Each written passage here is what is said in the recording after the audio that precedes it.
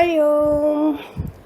एक एक दिन एक सत्संज्ञानी ने कहा दादा भगवान को, हम जिधर सत्संग सुनने जाते हैं उनके घर वाले कहते हैं हम तुम्हें आग लगाकर जला डालेंगे। तो दादा भगवान ने कहा उन्हें जाकर कहो हमने लोहे की कवच पहन ली है, अब आग क्या करेगी। सच का नगाड़ा बजाते चलो, डरो नहीं। जहाँ सच है वहाँ भय नहीं है, जहाँ झूठ है वहाँ डर है।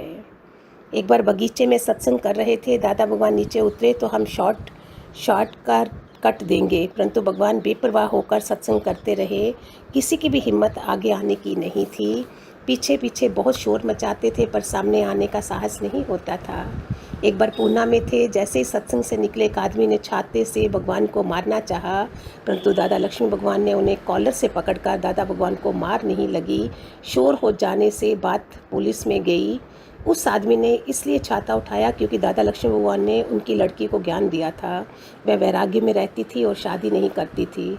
जब पुलिस ने पूछा तुम्हारी लड़की की उम्र कितनी है, उसने बताया 22 वर्ष की है। तो पुलिस ने कहा वह अपना बुरा भला सोचने की पूरी हकदार है, तुम अभी जाओ। इस घटना के बाद वह आदमी बहुत बीमार हुआ और उसका लड़का भी वहाँ ही था। उसकी भी शादी कहीं होती ना थी। उसने जब भगवान से माफ़ी मांगी, घर बुलाकर सत्संग किया, तब वह ठीक हो गया। लड़के की शादी भी थोड़े दिनों में हो गई। दादा भगवान की नम्रता, आत्मा रूपी निर्भयता और सबसे प्रेम नम्रता सब थे। बच्चे के सदृश रबड़ की तरह मुड़ जाते। कोई कहता उठो बैठो खाना खाइए, सत्संगी करिए या बंद करिए। मौन शांत गंभीरता में जाते। ब्रह्म ज्ञानी ऊंचे से ऊंचा गुण है, सबसे नीचा इतनी नम्रता भी थी, तभी तो इतनों को प्यार कर सके। निर्भयता के संग नम्रता, फिर तो आनंद ही आनंद। दादा भगवान की निष्कामता, परम पूज्य दादा भगवान का जीवन सदा निष्काम में रहा। अपना सर्वस्व सबको भेंट कर दिया। भगवान कहते अगर दान देना है तो अपना आप ही दान कर दो। हम तो सोने चांदी ये सब देंगे, वो बोलते थे अपना, वो कोई नहीं देता है।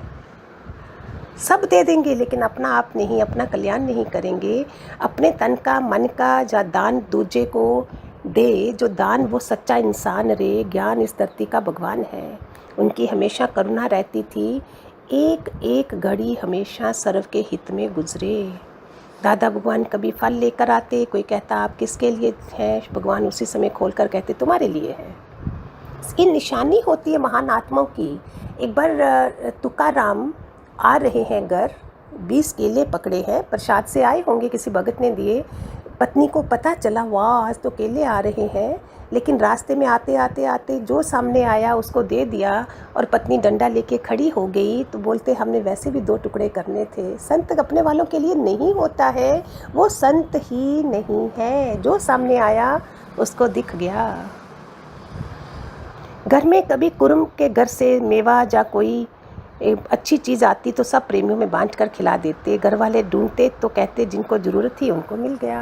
अपने से दूसरों को बोल देते दादा भगवान सत्संग में तुम आज प्रसाद लेके नहीं आना, और वहाँ चीज़ें लेकर उनको खिलाते थे। खिलाने में उनको बहुत मज़ा आता था। ये बहुत बड़ा गुण है। जो खानदानी घर है ना, ये मैंने देखे हैं, उनको खानदानी घर कहते हैं। ये बहुत बड़ा गुण है, जो दूसरे को खिलाने में मज़ा आए। चाहे खुद के लिए बचे या ना बचे, घर में जब भगत प्रेमी आते उनको चांदी के बर्तनों में खिलाते। जैसे बड़े आदमी आए हैं, घर वाले जलते, कहते जिन्होंने कभी स्टील के बर्तन में नहीं खाया उनको तुम चांदी के बर्तनों में खिलाते हैं। पर भगवान का प्रेम ऐसा था। भगवान सब सत्संगियों को कहते तुम सब मेरे दामाद हो, क्योंकि मैंने अपनी बेटी ब्रह्म विद्या तुमको दी है। इतनी कुर्बानी, जो सुबह कल्याण के लिए निकलते और शाम को वापस आ जाते, जाते धक्के खाते, सबको ज्ञान देते। कभी प्रेरणा आई, कभी कोई प्रेमी याद करता तो गर्म फुल्का थाली में छोड़कर उठ जाते और वहाँ पहुँच जाते।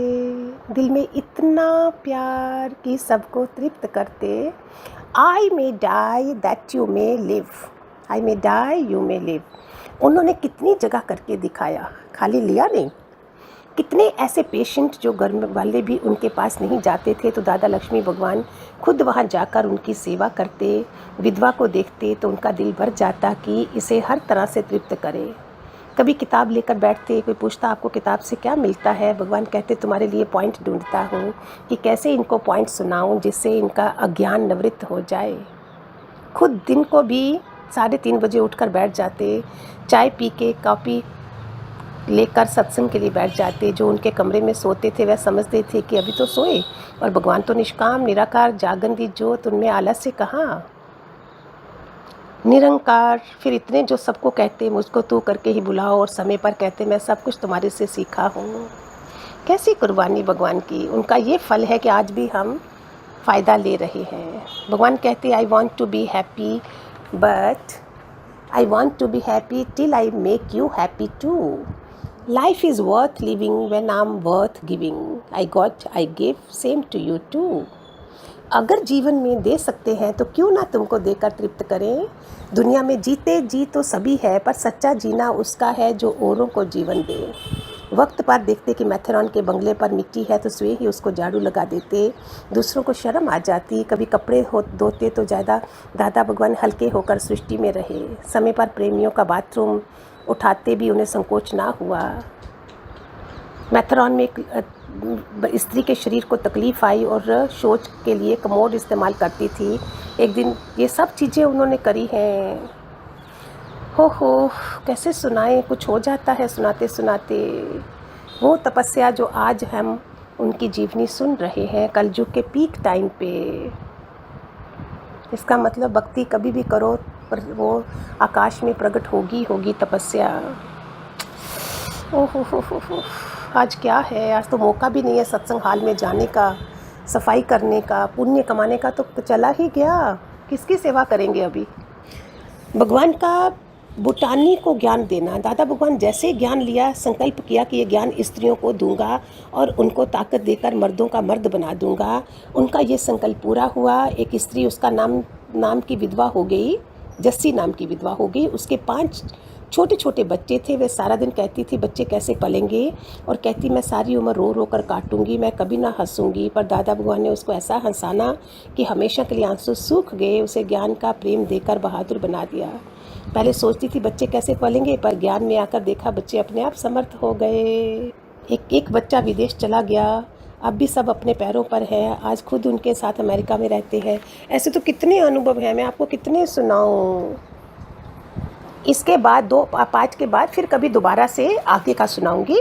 बीच में दादा लक्ष्मी भगवान का भी सुनाना है, इसलिए थोड़ा ब्रेक देके प्रॉमिस, ठीक है, हम आपको निराश नहीं करेंगे।